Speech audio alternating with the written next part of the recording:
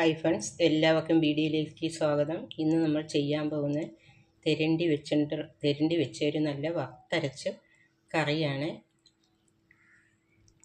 ഇതെങ്ങനെ ഉണ്ടാക്കുന്നതെന്നൊന്ന് നോക്കിയിട്ട് വരാം.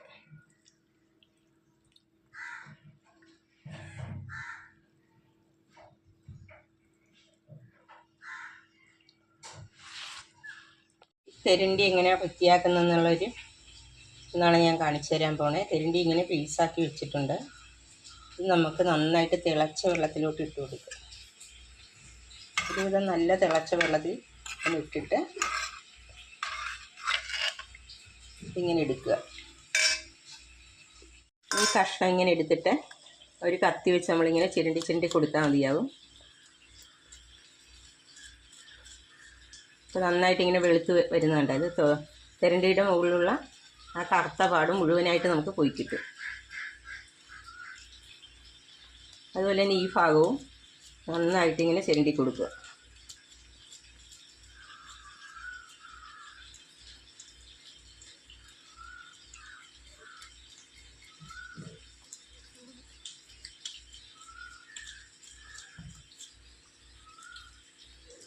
അല്ലെങ്കിൽ ഈ ഭാഗവും ഈ വെളുത്ത ഭാഗവും നന്നായിട്ട് ചിരണ്ടിയാൽ അതിൻ്റെ അഴുക്ക് മുഴുവൻ ഇങ്ങനെ പോയി കിട്ടും.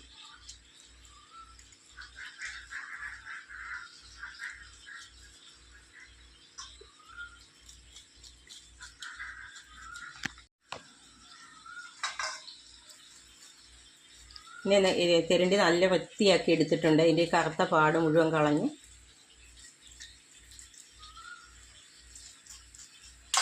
ഈ ഒരു പരുവത്തിൽ എടുത്തിട്ടുണ്ട്. അങ്ങനെ നമുക്ക് ഈ എല്ലാ കഷ്ണം ഇങ്ങനെ ചെയ്യാം. ഒരു തെരണ്ടി കഷ്ണം എടുത്ത് നല്ല തിളച്ച വെള്ളത്തിലിട്ട് ഇങ്ങനെ വടിച്ച് നമ്മൾ കൊടുക്കാമെങ്കിൽ തെരണ്ടി പെട്ടെന്ന് തന്നെ നമുക്ക് വൃത്തിയാക്കി എടുക്കാനായിട്ട് പറ്റുന്നതാണ്. ഈ ഒരു പരുവത്തിൽ നമുക്ക് കിട്ടും. പൊളിച്ചെടുക്കാനുള്ള ബുദ്ധിമുട്ടൊന്നുമില്ല. ഇങ്ങനെ നമുക്ക് വൃത്തിയാക്കി എടുക്കാം. ഈ വശവും നന്നായിട്ട് വൃത്തിയാക്കിയിട്ടുണ്ട്. ഇപ്പോൾ ആ കഷ്ണങ്ങളെല്ലാം ഞാൻ ആ ചൂടുവെള്ളം ഒഴിച്ച് നന്നായിട്ട് പിച്ചാത്തി കൊണ്ട് വടിച്ച് ചിരണ്ടി എല്ലാത്തിൻ്റെയും തൊലി കളഞ്ഞ് നല്ല വൃത്തിയാക്കി എടുത്തിട്ടുണ്ട്. ഈ ഒരു പരുവത്തിലാക്കി എടുത്തിട്ടുണ്ട്. എന്നിട്ട് ഉപ്പും പുളിയിട്ട് 5-6 പ്രാവശ്യം ഒലച്ച് കഴുകി വൃത്തിയാക്കി ഇപ്പോൾ വെള്ളത്തിലിട്ട് വെച്ചിരിക്കുകയാണ് ഈ തെരണ്ടി കഷ്ണങ്ങൾ. ഇനി നമുക്കിതെങ്ങനെയാണ് വറുത്തരച്ച് വെക്കുന്നതെന്ന് നോക്കാം. അതിനായി ഞാനിവിടെ ഒരു ചീനച്ചട്ടി അടുപ്പിൽ വെച്ചിട്ടുണ്ട്. അതിലേക്ക് നമുക്ക് 2 ടേബിൾ സ്പൂൺ എണ്ണ ചേർത്ത് കൊടുക്കാം. വെളിച്ചെണ്ണയാണ് ഉപയോഗിക്കുന്നത്. എണ്ണ ചേർത്തതിന് ശേഷം ഇവിടെ ഞാൻ ഒരു തേങ്ങ പീസാക്കിയാണ് എടുത്ത് വെച്ചിരിക്കുന്നത്, കൊത്തുകളാക്കി. ഇതൊന്ന് വറുത്തെടുക്കാം. നമുക്ക് ചിരകി എടുത്താലും മതിയാകും. ഒരു എളുപ്പത്തിന് വേണ്ടി ഞാനിവിടെ പീസാക്കി എടുത്തതാണ്. ഇതൊന്ന് നന്നായിട്ട് ഇനി മൂത്ത് വരട്ടെ. ഈ തേങ്ങയില്ല തേങ്ങ ഇപ്പോൾ ചൂടായി വരാൻ തുടങ്ങിയിട്ടുണ്ട്. ഇനി ഒരു മിനിറ്റ് കൊണ്ട് ഇത് നന്നായിട്ട് ഫ്രൈ ആയി വരും. ആ സമയത്തേക്ക് നമുക്കിവിടെ ഒരു ചട്ടി അടുപ്പിൽ വെച്ചിട്ടുണ്ട്. ഇത് ഇടയ്ക്കിടയ്ക്കൊന്ന് നമ്മൾ ഇളക്കി കൊടുത്തുകൊണ്ടിരിക്കണം. മീഡിയം ഫ്ലെയിമിൽ ഇട്ടാൽ മതി.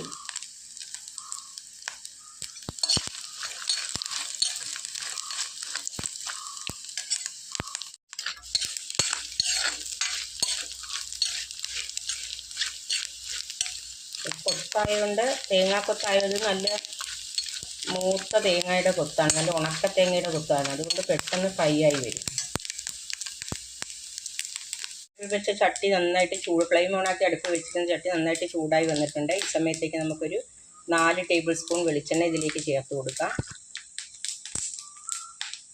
വെളിച്ചെണ്ണ ചൂടായി വരട്ടെ.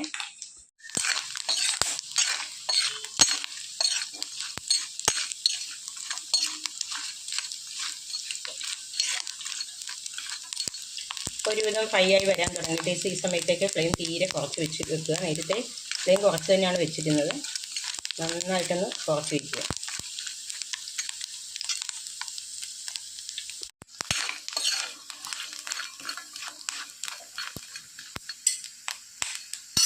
അപ്പോൾ നന്നായിട്ട് ഫ്രൈ ആയി വരാൻ തുടങ്ങിയിട്ടുണ്ട്. നമ്മൾ വെച്ചിരുന്ന ചട്ടിയിൽ എണ്ണയും ചൂടായി വരാൻ തുടങ്ങിയിട്ടുണ്ട്. ആ സമയത്തേക്ക് നമ്മൾ ഒരു 1/2 ടീസ്പൂൺ ഉലുവ ചേർത്ത് കൊടുക്കാം. ഇപ്പോൾ ഞാൻ ഉലുവ ചേർത്തതിന് ശേഷം 1 ടേബിൾ സ്പൂൺ ഇഞ്ചി, 1 ടേബിൾ സ്പൂൺ വെളുത്തുള്ളിയും കൂടെ ചേർത്തിട്ടുണ്ട്. അതിലേക്ക് ഒരു 4 പച്ചമുളക് എടുത്ത് വെച്ചിട്ടുണ്ടായിരുന്നു, അത് ചേർത്ത് കൊടുക്കാം. കുറച്ച് കറിവേപ്പില എടുത്ത് വെച്ചിട്ടുണ്ടായിരുന്നു, അത് ചേർത്ത് കൊടുക്കാം. ഒരു ചെറിയ പീസ് സവോള അരിഞ്ഞ് വെച്ചിട്ടുണ്ടായിരുന്നു, അതും കൂടെ ചേർത്ത് കൊടുക്കാം. ഇതും കൂടെ ചേർത്ത് നന്നായിട്ടൊന്ന് ഇളക്കുക.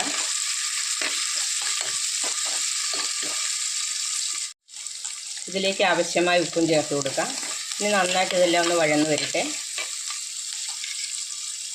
സമയത്തേക്ക് നമുക്ക് ഈ വറുക്കാൻ വെച്ചിരുന്ന തേങ്ങ ഫ്രൈ ആയി വന്നിട്ടുണ്ട്. ഈ സമയത്തേക്ക് നമുക്ക് ഫ്ലെയിം ഓഫാക്കി കൊടുക്കാം. ഫ്ലെയിം ഓഫാക്കി കൊടുത്തതിന് ശേഷം ഞാനിവിടെ ഒരു 6 table spoon 3 table spoon Kashmiri മുളകും 3 ടേബിൾ സ്പൂൺ സാദാ മുളക് പൊടിയും കൂടി എടുത്ത് വെച്ചിട്ടുണ്ടായിരുന്നു. അങ്ങനെ 6 ടേബിൾ സ്പൂൺ മുളക് പൊടി എടുത്ത് വെച്ചിട്ടുണ്ടായിരുന്നു, അതിലേക്ക് ചേർത്ത് കൊടുക്കാം. ഫ്ലെയിം ഓഫാക്കിയിട്ട് വേണം ചെയ്ത് കൊടുക്കാൻ, അല്ലെങ്കിൽ കരിഞ്ഞു പോകും. ഒരു 2 ടേബിൾ സ്പൂൺ മല്ലിപ്പൊടി എടുത്ത് വെച്ചിട്ടുണ്ടായിരുന്നു, അത് ചേർത്ത് കൊടുക്കാം.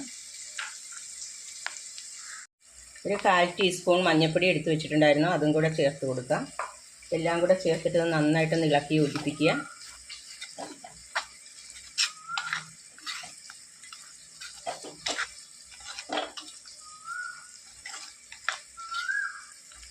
ഇത് ഇരുമ്പ് ചീനച്ചട്ടി ആയതുകൊണ്ട് പൊടി പെട്ടെന്ന് കരിഞ്ഞു പോകാനായിട്ടുള്ള സാധ്യതയുണ്ട്. അതുകൊണ്ടാണ് ഫ്ലെയിം ഓഫാക്കി കഴിഞ്ഞ് വേണം ഇതെല്ലാം ചേർത്ത് കൊടുക്കാൻ, പൊടിയെല്ലാം ചേർത്ത് കൊടുക്കാൻ. ഇപ്പോൾ എല്ലാം കൂടെ ചേർത്ത് നന്നായിട്ട് യോജിപ്പിച്ചിട്ടുണ്ട്. ഇനി ഇതൊന്ന് തണുത്ത് വരുന്നവരെ വെയിറ്റ് ചെയ്യാം. തണുത്തതിന് ശേഷം നമുക്കിത് അരച്ചെടുക്കാം. ഇത് അരച്ചെടുക്കുമ്പോഴേക്ക് ഈ കൊത്തായ കൊണ്ട് ഒട്ടും തന്നെ വെള്ളം ചേർക്കാതെ നന്നായിട്ട് ക്രഷ് ചെയ്തെടുത്തിട്ട് വേണം വെള്ളം ചേർത്ത്, അത് നന്നായിട്ട് പൊടിച്ചെടുക്കണം. പൊടിച്ചെടുത്തിട്ട് വേണം വെള്ളം ചേർത്ത് അരച്ചെടുക്കാൻ. ഇപ്പോൾ ഈ പച്ചമുളക്, ഇഞ്ചിയും വെളുത്തുള്ളിയൊക്കെ നന്നായിട്ട് വഴന്നു വരാൻ തുടങ്ങിയിട്ടുണ്ട്. ഈ സമയത്തേക്ക് ഞാനൊരു 5 കഷ്ണം പുളി എടുത്ത് വെച്ചിട്ടുണ്ടായിരുന്നു, അതും കൂടി ഇതിലേക്ക് ചേർത്ത് കൊടുക്കാം. കുടംപുളിയാണ് ചേർത്ത് കൊടുക്കുന്നത്. അതും കൂടെ നന്നായിട്ടൊന്ന് യോജിപ്പിക്കുക.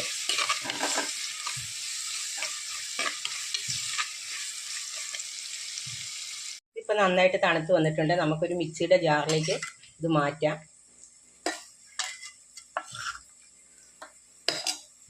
ഞാനതെല്ലാം ഒരു മിക്സിയുടെ ജാറിലേക്ക് മാറ്റിയിട്ടുണ്ട്. ഇനി നമുക്കൊന്ന് അരച്ചുകൊണ്ട് വരാം. ഇപ്പം ഞാൻ തേങ്ങയും മുളകും മല്ലിയും എല്ലാം കൂടെ വറുത്തത് അരച്ചുകൊണ്ട് വന്നിട്ടുണ്ട്. ഇനി നമുക്കിതിലേക്ക് ചേർത്ത് കൊടുക്കാം.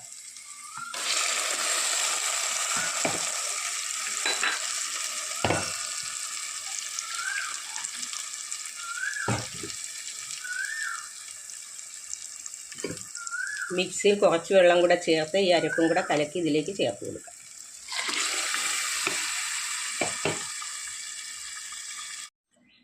നമുക്കൊന്ന് ഇളക്കി യോജിപ്പിച്ച് കൊടുക്കാം.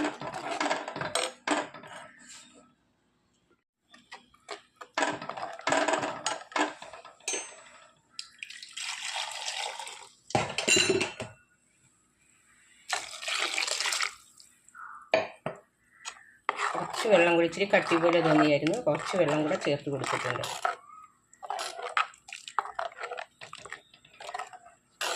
ഇനി ആവശ്യമായ ഉപ്പും പൊടിയൊക്കെ മതിയൊന്ന് നോക്കണം.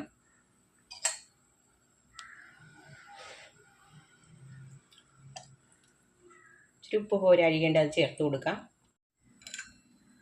കുറച്ച് ഉപ്പും കൂടെ ചേർത്ത് കൊടുക്കുന്നുണ്ട്.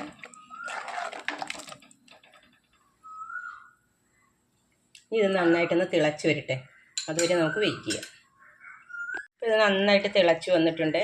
ഇതിപ്പോൾ ഞാൻ അരപ്പ് ചേർത്തത് കൂടാതെ ഒരു 2 ഗ്ലാസ് വെള്ളമാണ് ഇതിനകത്ത് ചേർത്തിരിക്കുന്നത്. ഈ ഒരു ഗ്ലാസ്സിന് 2 ഗ്ലാസ് വെള്ളമാണ് ഇവിടെ ചേർത്തിരിക്കുന്നത്. ഇനി നമുക്ക് ഈ കഴുകി വൃത്തിയാക്കി വെള്ളമൊക്കെ പിഴിഞ്ഞ് വെച്ചിരിക്കുന്ന ഈ മീൻ ഇതിലേക്ക് ചേർത്ത് കൊടുക്കാം.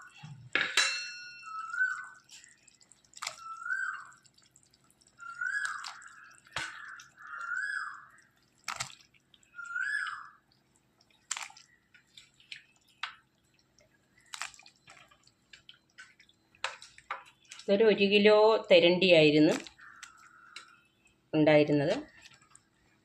എല്ലാം കൂടെ ചേർത്ത് നന്നായിട്ടൊന്ന് ഇളക്കി യോജിപ്പിക്കാം. നമുക്കൊന്ന് മൂടി വയ്ക്കാം. ഇത് നന്നായിട്ടൊന്ന് തിളച്ച് വറ്റി വരട്ടെ. അപ്പോൾ നമുക്കൊന്ന് തുറന്ന് നോക്കാം. തിളച്ച് വരാൻ തുടങ്ങിയിട്ടുണ്ട്.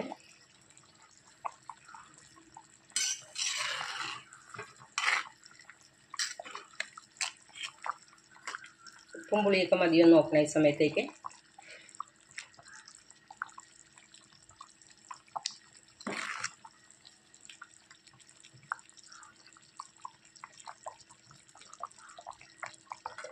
ഇനി നമുക്കൊന്നുകൂടെ മൂടി വയ്ക്കാം. ഒരു മീഡിയം ടു ലോ ഫ്ലെയിമിൽ ഒരു 5 മിനിറ്റും കൂടെ മൂടി വയ്ക്കാം. ഒരു 5 മിനിറ്റ് ആകുന്നുണ്ട്, നമുക്കൊന്ന് നോക്കാം. നന്നായിട്ട് തിളച്ച് വറ്റി വരാൻ തുടങ്ങിയിട്ടുണ്ട്. ഇനി തീരെ സിമ്മിലിട്ട് ഫ്ലെയിം തീരെ കുറച്ച് വെച്ച് നമുക്കൊരു 1 മിനിറ്റ് കൂടെ ഒന്ന് വെയിറ്റ് ചെയ്യാം. തിളച്ച് വറ്റി നല്ല എണ്ണയൊക്കെ തെളിഞ്ഞ് വരണത്.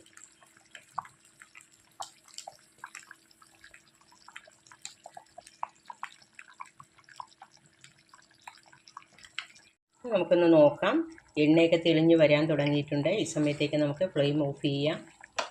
അങ്ങനെ നമുക്ക് നമ്മുടെ സ്വാദിഷ്ടമായ തെരണ്ടി വറുത്തരച്ച് വെച്ച കറി റെഡിയായിരിക്കുകയാണ്. എല്ലാവരും ഒന്ന് ട്രൈ ചെയ്ത് നോക്കണം. വീഡിയോ ഇഷ്ടപ്പെട്ടെങ്കിൽ കമൻ്റ് ഇടണം, ലൈക്ക് ചെയ്യണം, ഷെയർ ചെയ്യണം, സബ്സ്ക്രൈബ് ചെയ്യണം. ഇനി അടുത്ത നല്ലൊരു റെസിപ്പിയായിട്ട് വരുന്നവരെ താങ്ക്സ്.